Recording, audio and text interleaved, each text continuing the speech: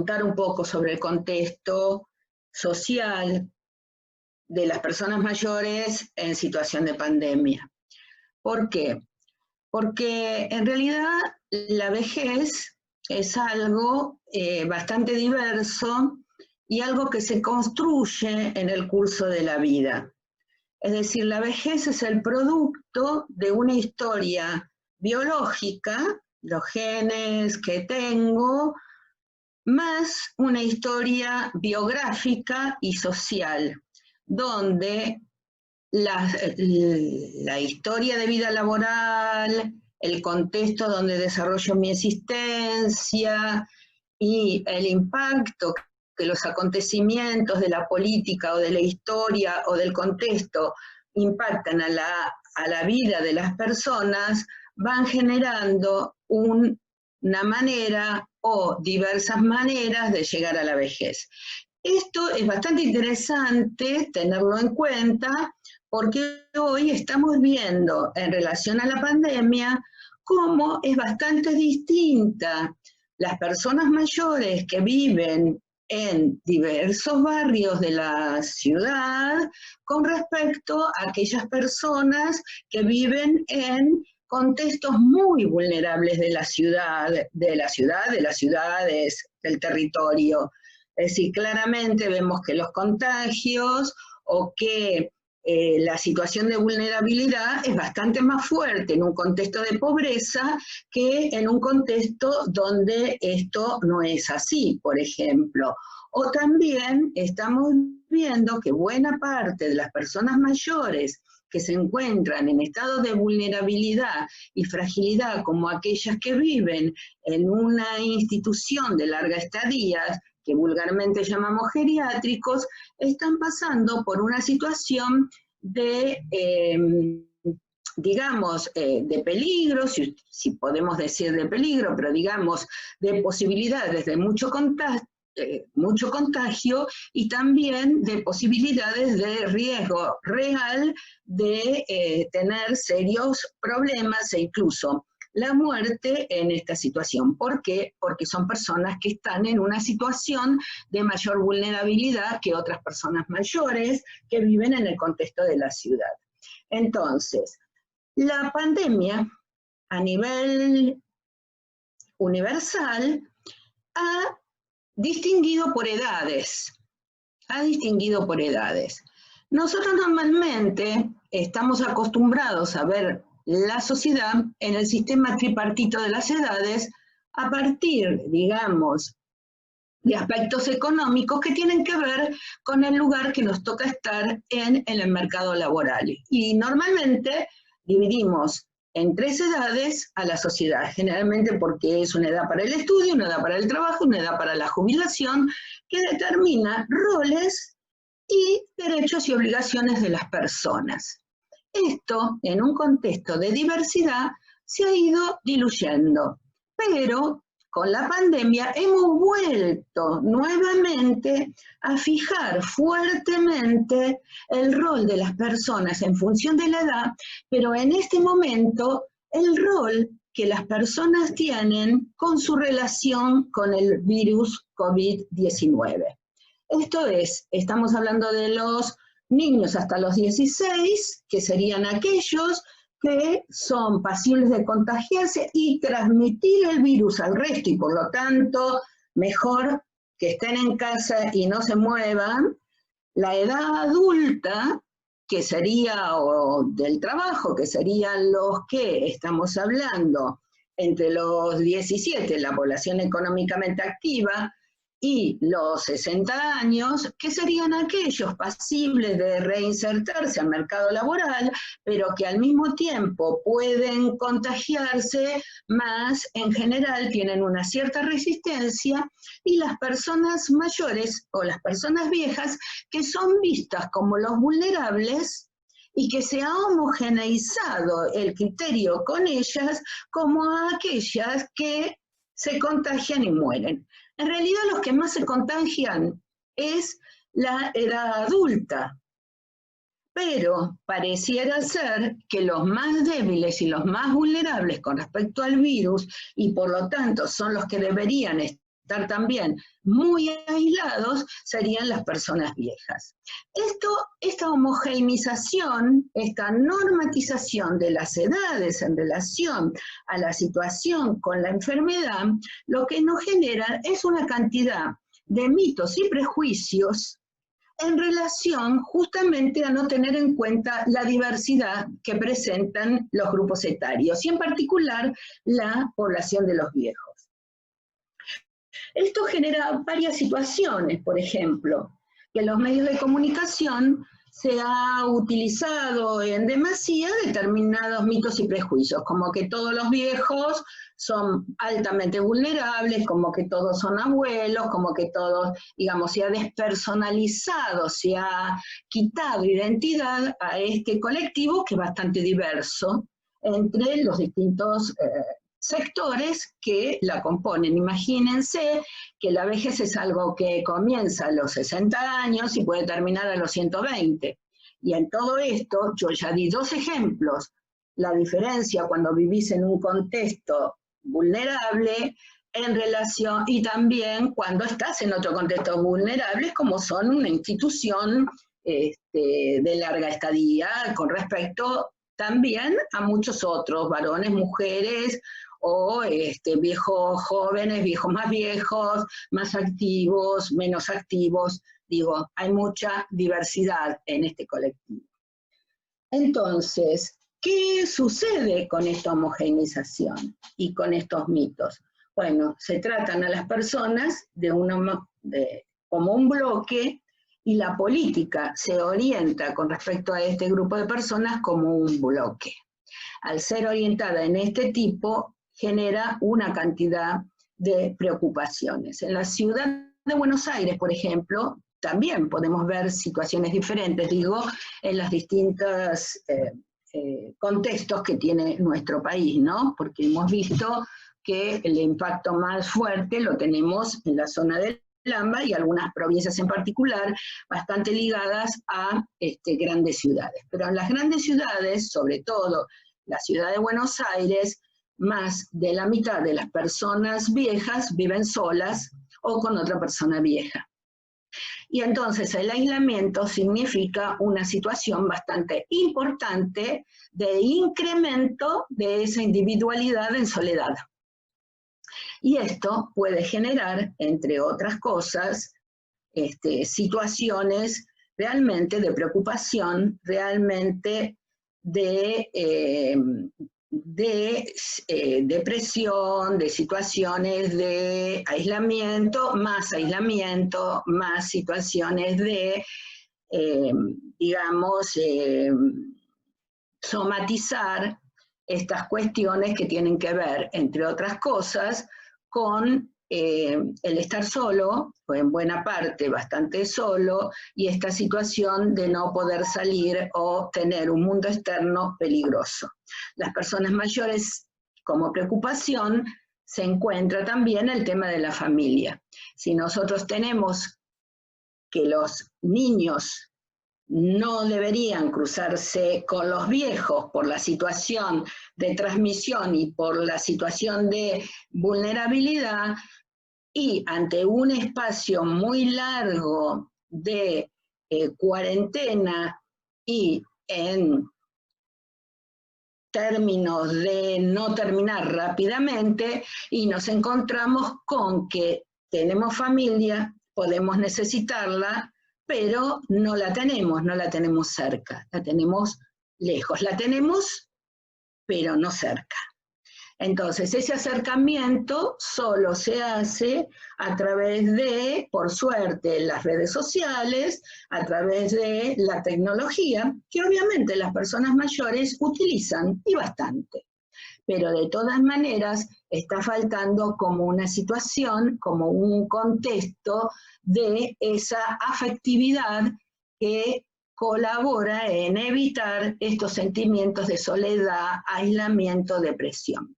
De hecho, buena parte de las cosas que se observan es un marcado incremento del consumo de ciertos medicamentos o de ciertas patologías que ayudan a resolver parte de la depresión o otras enfermedades asociadas, como la alta presión o otras situaciones. Esto está pasando no solo con las personas mayores, sino también en buena parte con los adultos. Particularmente nos estamos refiriendo a los mayores y esto está sucediendo.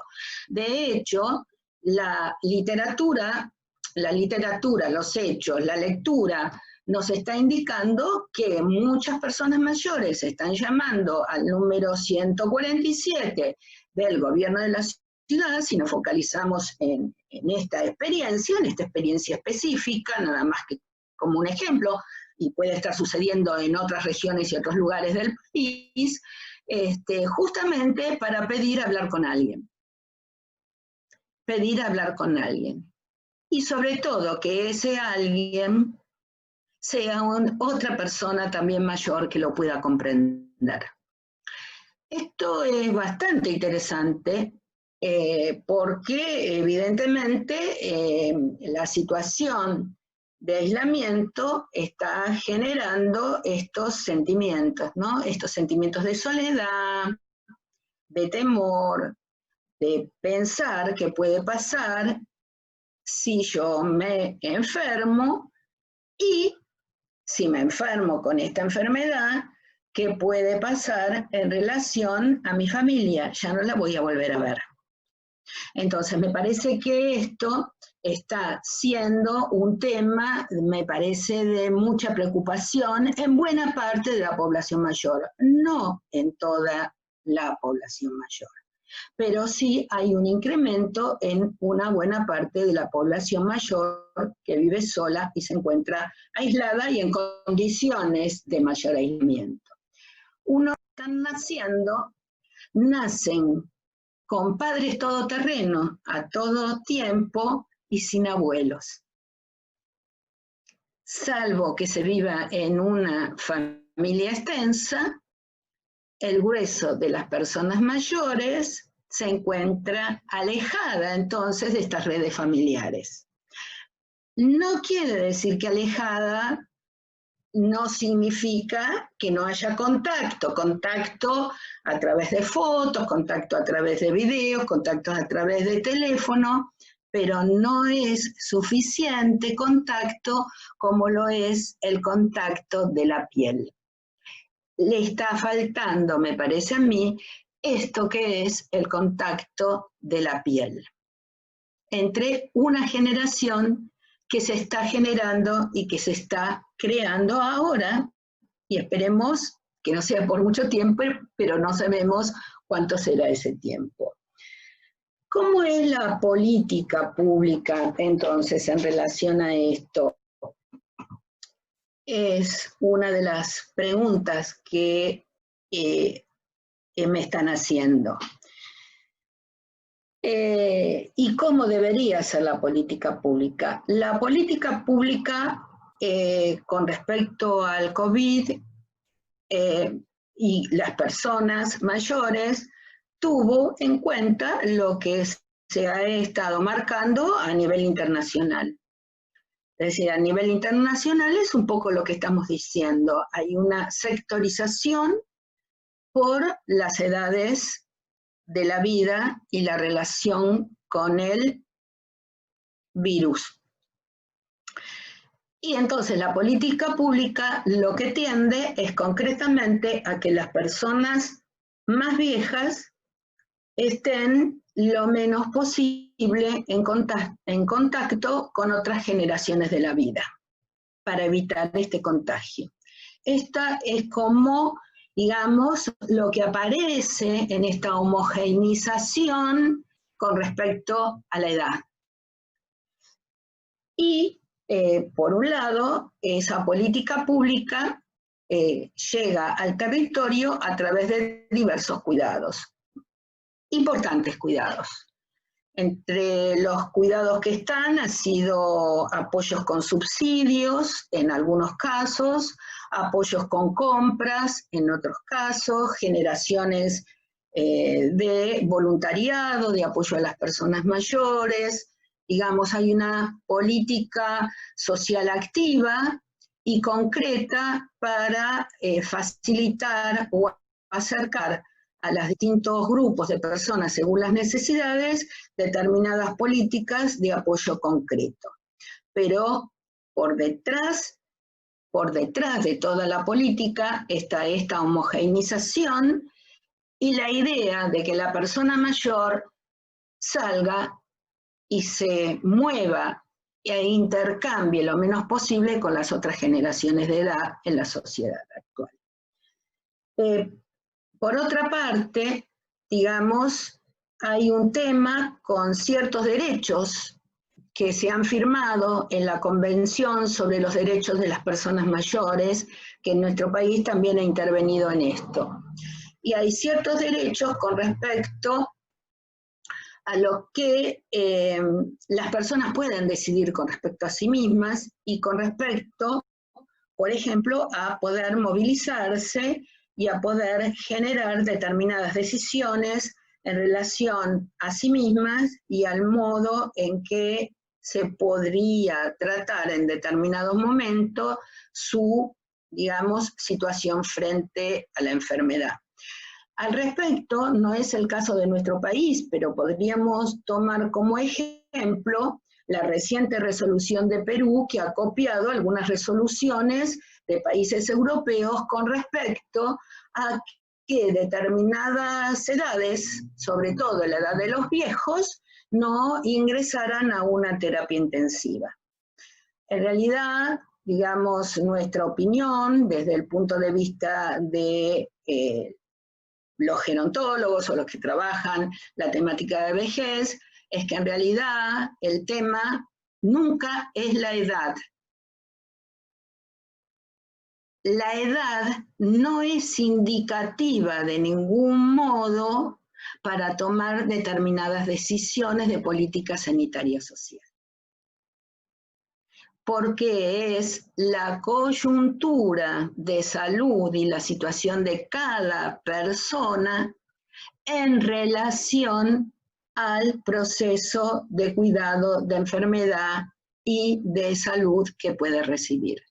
Entonces, uno de los temas que nosotros estamos trabajando o analizando en este sentido es ver cuál es la relación con respecto a los derechos que tienen las personas mayores y en relación a decidir sobre su futuro inmediato o su futuro con respecto a la salud. Y en esto, a la política social. ¿Qué va a pasar en relación al futuro, digamos, y esta situación? Nos parece que hay que tener muy en claro, en forma permanente, la aplicación de la Convención sobre los Derechos de las Personas Mayores en cada decisión de política social que se tome. Nos parece que debe tenerse en cuenta claramente que las personas mayores no son necesariamente homogéneas y que son en este momento y en muchos contextos,